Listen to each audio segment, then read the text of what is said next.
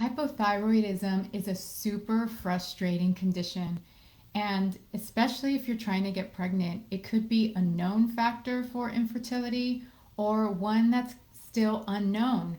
Hypothyroidism or thyroid conditions in general are very frustrating because it can take a really long time to actually diagnose in terms of Western medicine.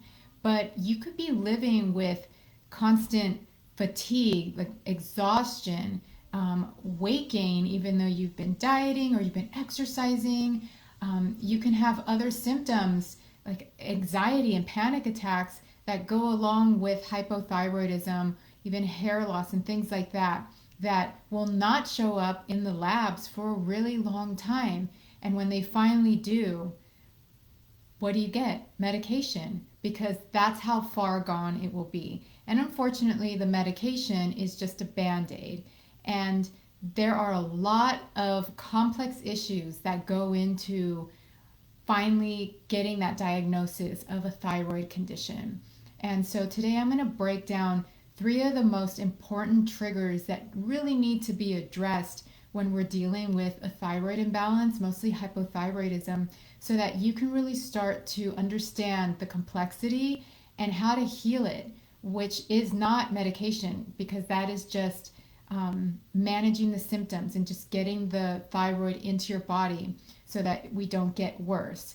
And so today it's really important to understand these underlying triggers having to be addressed so that you can start to heal and eventually get pregnant, lose the weight, have more energy, and actually get your life back.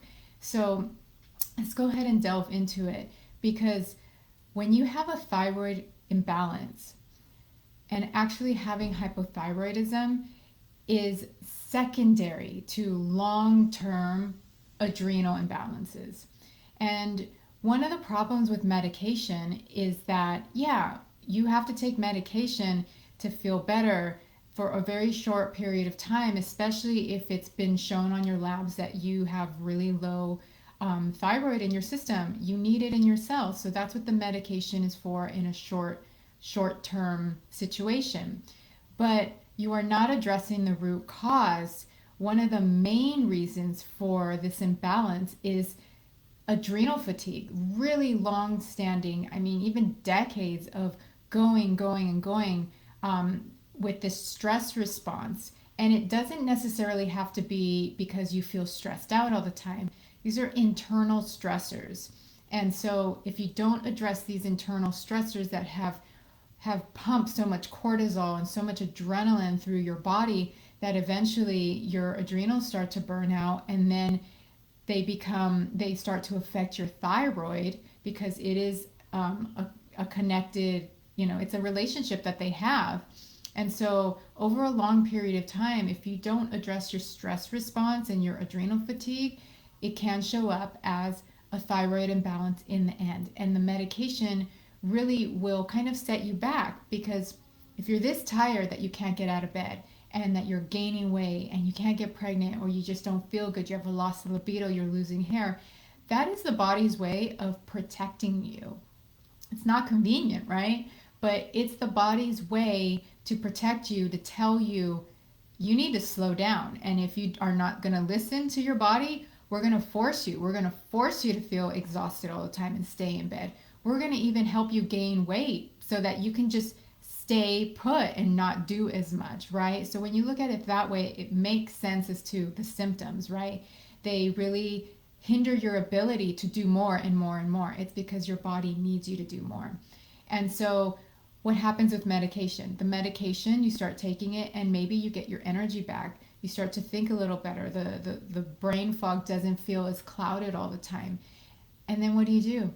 You go back and do more and more and more. You get things done because you need to be productive, or you're trying to get pregnant so you feel better, or you're just back to that stressful environment that you've lived in that's gotten you here. So you see how the medication can eventually set you back because you haven't addressed the adrenal fatigue, that stress response that got you there in the first place. So that's one of the root causes and the triggers that really need to be addressed. And when you look at it that way, you can definitely start to make lifestyle adjustments to start to heal that underlying trigger.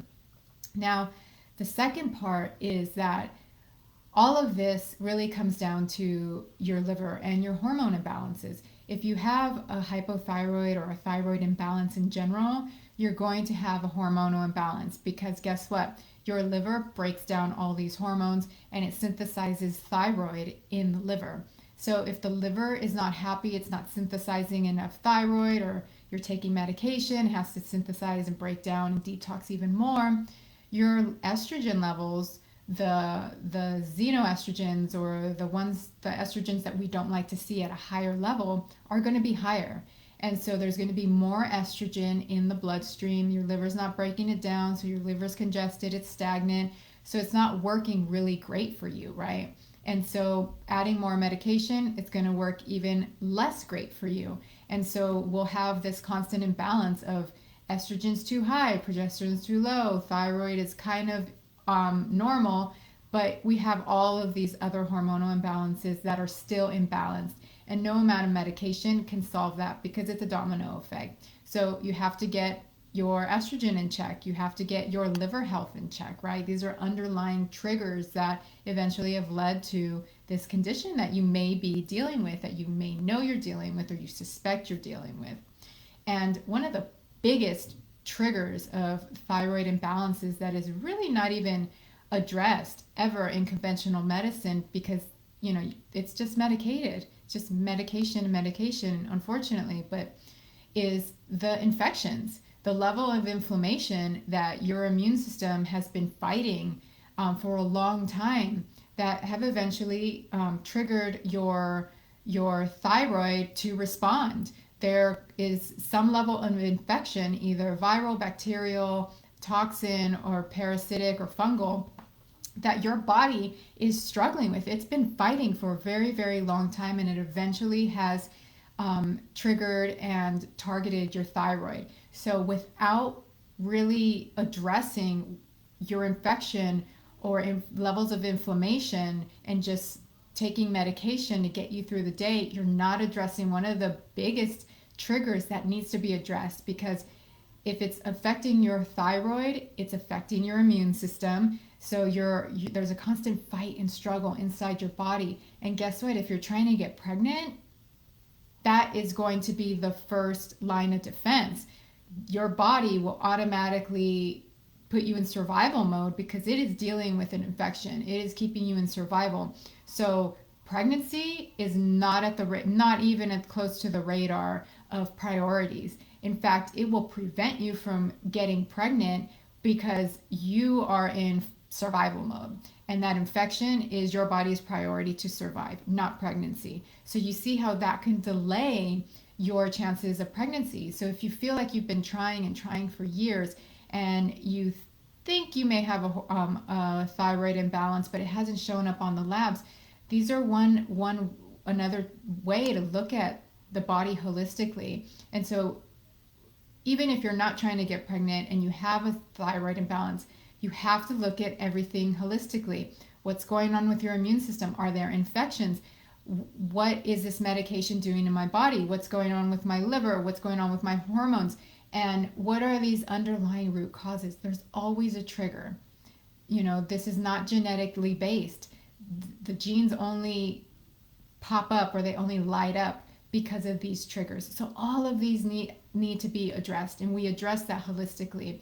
If you have a hormone imbalance, this is what we look at when you start working with me. My clients we always check, the immune system, the digestive system, the detoxification system, all these, the stress response, because all of them go hand in hand. It's not just because you don't feel good. It's not just because your mother had it. It's not because, you've been trying to get pregnant and it just hasn't happened.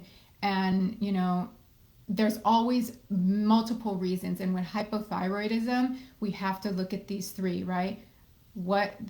Have you been addressing your adrenal glands? What's your stress response? Have you been, addressing your liver function or your detox function? And, what else could be going on? What have you been exposed to? What infections? And unfortunately, in the alternative community, When people set up to heal naturally, some people are told don't eat certain vegetables because that'll trigger that'll do bad things for your thyroid, and that's just plain wrong. One of the things you might have heard was if you have a hypothyroid imbalance, stay away from cruciferous vegetables because that blocks thyroid in the body, and that's pretty, bad advice. If you cook down your foods, that really kind of throws that theory out the window. And the fact that you probably have to eat like up to 100 pounds of cruciferous vegetables for it to, even attack any cell in your body. And so, unfortunately, when you take cruciferous vegetables out of your diet because you suspect a hypothyroid imbalance, then you are actually setting your liver back, because cruciferous vegetables are exact foods that your liver needs to, hey, guess what? Break down that excess estrogen and give you that sulfur and those nutrients that your liver really needs to start healing your body, especially your hormones via your liver, right? And so these are one of the things you need to be careful for. So you have to have a really good strategy, and that's what I really guide my patients through is, are you eating via fad, or are you eating via how your body really, really works and how your hormones work? And so you need a strategy to eat well. You don't need to just pick and choose certain foods because you heard they're bad for you.